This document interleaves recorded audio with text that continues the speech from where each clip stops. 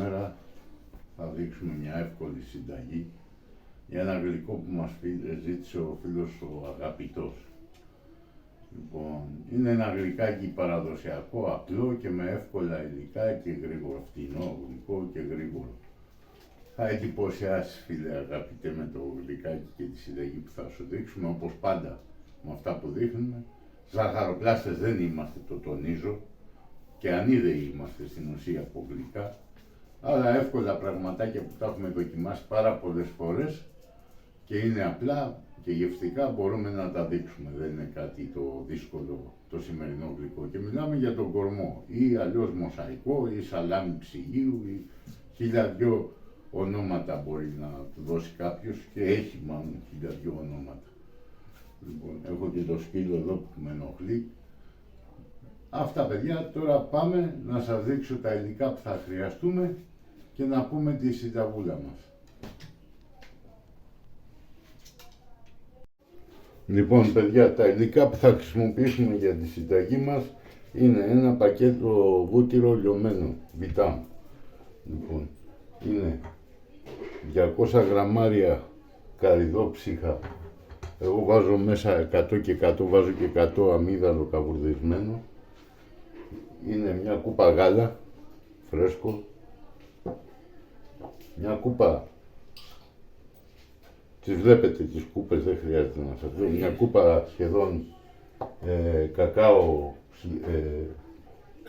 περασμένο από το σουρωτήρι, κοσκινισμένο. Μια κούπα ζάχαρη. 2 πακέτα μπισκότα Timber,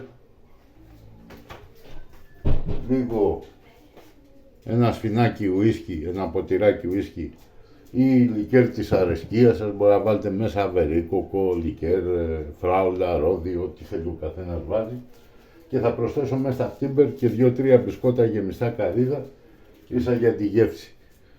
Λοιπόν, αυτά είναι τα υλικά μας, είναι μια πολύ απλή συνταγή. Θα ξεκινήσουμε να κάνουμε την εκτέλεση, να τη δείτε. Μέσα στον μπολ με το λιωμένο βούτυρο που έχουμε εδώ πέρα, σε κρύο το βούτυρο, έτσι έχει κρυώσει, έχει πάρει θερμοκρασία δωματίου. Θα ρίξουμε το γάλα μας.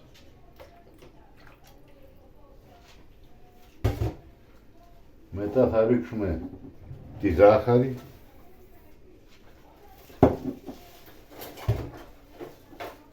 Το κακάο.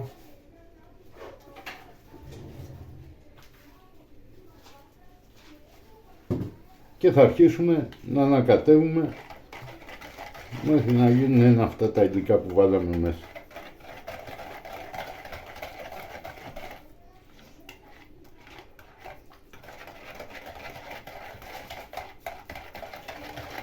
Ζάχαρη μπορεί να προσθέσει ο καθένας όσο θέλει, παιδιά, όσο πιο γλυκό το θέλει ο καθένας, θα βάλει παραπάνω ζάχαρη, μπορεί να βάλει 1,5 κούπα ζάχαρη.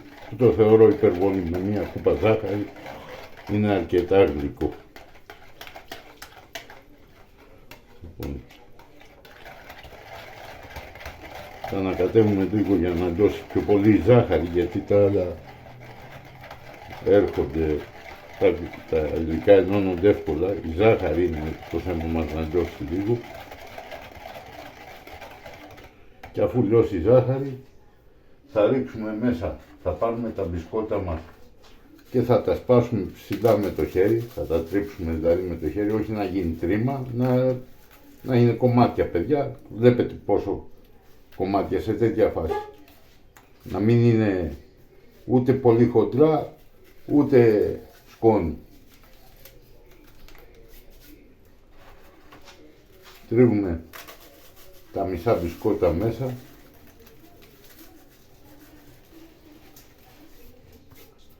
Βάζουμε και 2 μπισκοτάκια από τα γεμιστά με το υδροκάρυδο για να πάρει γεύση. Βέβαια ο καθένας μπορεί να προσθέσει εδώ ό,τι μπισκότο θέλει μέσα, έτσι. Μπορεί να βάλει μπισκότα σοκολάτα, μιράντα, ό,τι μπισκότο θέλει ο καθένας. Βέβαια η κλασική συνταγή είναι με τα Timber.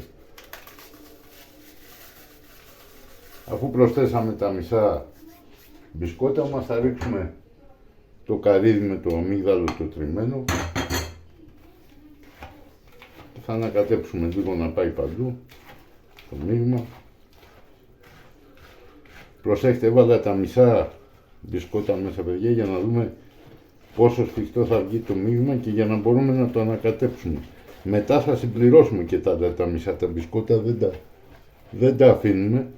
Λοιπόν, θα ρίξουμε τώρα ένα σφινάκι, παραπάνω από ένα σφινάκι, μισό ποτηράκι κρασοπότηρο ουίσκι.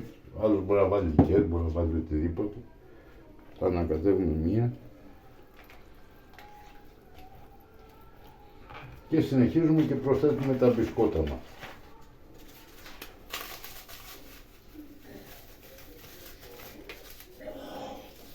Σε μικρά κομμάτια, όπως είπαμε.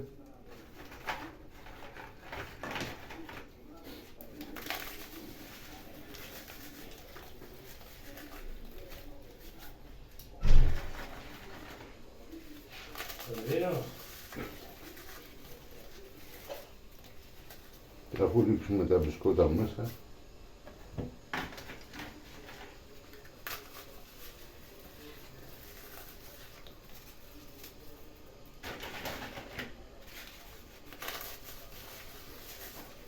θα ανακατεύουμε πάλι να πάει το μείγμα παντού.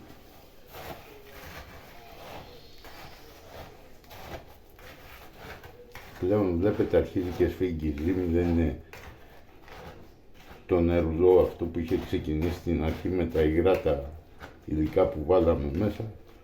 Όσο προσθέτουμε μπισκότο σφίγγει αυτό.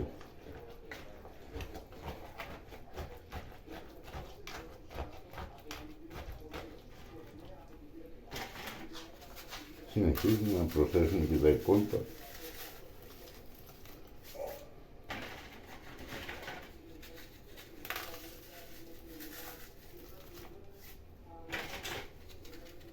Ο καθένας τα μπισκότα, παιδιά, μπορεί να τα τρίψει με όποιο τρόπο θέλει και όσο ψηλά θέλει. Μπορεί να θέλει κάποιος να τα κάνει σκόνη μέσα, να μην φαίνονται. Αλλά στο μοσαϊκό αυτό το νόημα έχει και λέγεται και μοσαϊκό, επειδή έχει τα κομμάτια του μπισκότο και θα δείτε στο κόψιμο, στο σερβίρισμα δηλαδή πώς θα είναι το γλυκό εμφανισιακά και αυτό και το όνομά του.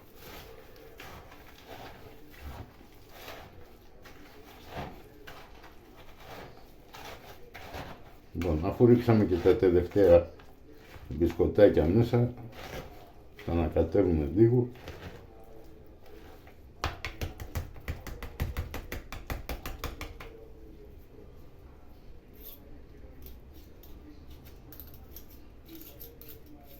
Και είμαστε έτοιμοι, παιδιά.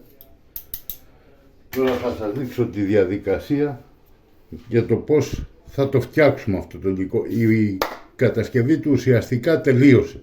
Από εδώ και πέρα είναι ο τρόπος συσκευασίας για να το βάλουμε στο ψυγείο μας. Λοιπόν, παιδιά, αφού το φτιάξαμε το μείγμα μας, παίρνουμε ένα κομμάτι αντικολλητικό χαρτί, μια λαδόκολλα, το βάζουμε μέσα και του δίνουμε σχήμα. Το κάνουμε δηλαδή σαν ρολό, πώς είναι το ρολό κοτόπουλο, περίπου.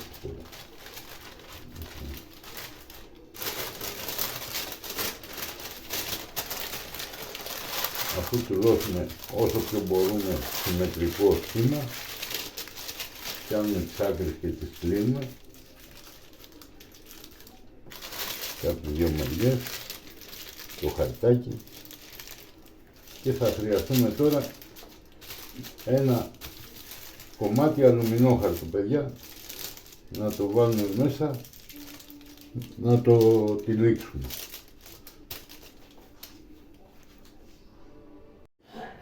Λοιπόν, παιδιά, μετά από έρευνα που έκανα στην κουζίνα μου, ανακάλυψα ότι δεν βρήκα αλουμινόχαρτο, οπότε δεν βαριέσαι, το αφήνουμε έτσι και έτσι, καλό είναι. Λοιπόν, αυτό τώρα το παίρνουμε όπως είναι, προσεκτικά. Άμα θέλει κάποιος και έχει μακρόστενη φόρμα κέικ, μπορεί να το στήσει εκεί μέσα. Ό,τι σχήμα θες, συνήθως του δίνουν σχήμα λουκάνικου. Λοιπόν, το παίρνουμε τώρα όπως έχει αυτό και θα το βάλουμε στην κατάψυξη 2-3 ωρίτσες και είναι έτοιμος ο κορμός μας. Θα σας δείξω το αποτέλεσμα όταν ετοιμαστεί, να δείτε πώς είναι εσωτερικά ο κορμός μας. Λοιπόν, μετά από 1-2 ώρο στην κατάψυξη, παιδιά, ήρθε η ώρα να το κόψουμε για να δείξουμε το αποτέλεσμα. Δεν κόβει καλά το μαχαίρι. Να, σκόρπισε.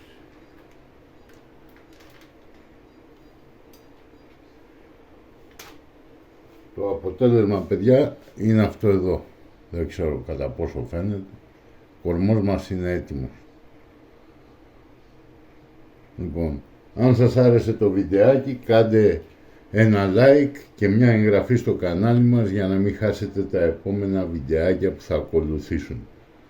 Εγγραφή μπορεί να κάνετε κάτω δεξιά στο εικονίδιο που βγαίνει στο βίντεο. Ευχαριστώ πολύ, ελπίζω να άρεσε η συνταγή στο φίλτατο τον αγαπητό που τη ζήτησε και να την κάνει εύκολα. Το κόστος της συνταγής είναι πολύ μικρό, σε υλικά δηλαδή αυτή η συνταγή να στοιχίζει 6-6,5 ευρώ, δεν στοιχίζει παραπάνω και μπορεί να βγουν άνετα γύρω στις 15 μερίδες σαν και αυτό που δείξαμε. Ευχαριστώ πολύ, θα επανέλθουμε με καινούριο βιντεάκι.